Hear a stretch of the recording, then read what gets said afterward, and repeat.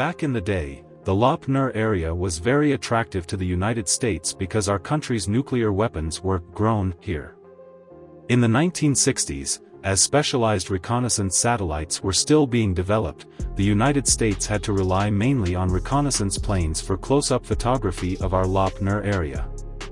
However, due to the distance and defensive firepower, even the U-2 reconnaissance aircraft was unable to handle the reconnaissance tasks. To address this, the United States developed some long-range reconnaissance drones, among which the D-21 should be a more familiar model to the public, while a model called AQM-91 Firefly was relatively unknown. Ryan Aeronautical Company proposed a new concept for an unmanned reconnaissance aircraft in 1966, which quickly caught the interest of the United States Air Force. The related design was named AQM-91 Firefly in June of that year, also known as M154.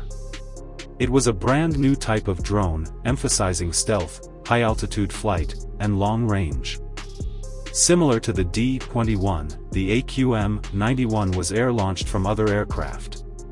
Its appearance was similar to early cruise missiles, featuring a low monoplane with a large swept angle, and upward-folding horizontal tail fins serving as vertical stabilizers. The aircraft had an empty weight of 1725 kilograms and was 10.4 meters long. The AQM-91 featured a dorsal-mounted engine compartment housing a General Electric YJ97 GE-3 turbojet engine, capable of generating 18 knots of thrust. The aircraft could reach speeds of 815 kilometers per hour, with a maximum flight altitude of 24,000 meters and a maximum range of approximately 3,200 kilometers. The dorsal-mounted engine compartment could effectively shield the air intake. The flat shape of the fuselage reduced side radar reflection, and the leading and trailing edges of the wings were coated with radar-absorbing material. The wing itself with its sharply defined structure was also a form of stealth design, based on the same principles as the F-117 stealth aircraft. The exhaust from the engine compartment was mixed with cold air to reduce heat signatures, while the vertical tail fins on both sides could effectively shield the exhaust. The extensive use of composite materials further reduced radar reflections. Since it was air-launched from a carrier aircraft, the AQM-91 did not have landing gear. It needed to be carried by the carrier aircraft to a certain position before being launched.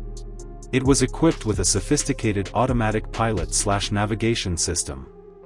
At the time, satellite navigation was not yet available, so its automatic pilot/navigation system was probably similar to that of the D-21, allowing for autonomous flight along a preset flight path.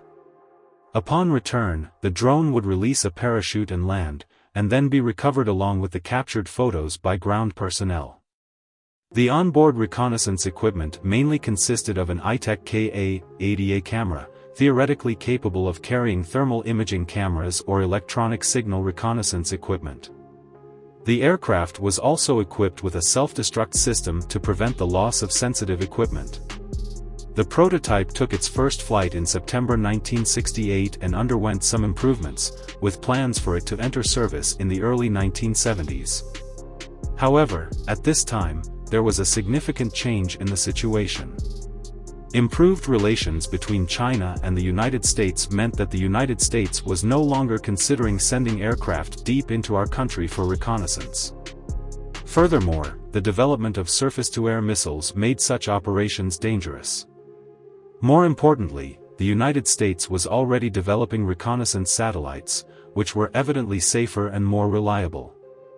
As a result, the AQM-91 was shelved in 1973, with a total of 28 aircraft produced, including 20 production models.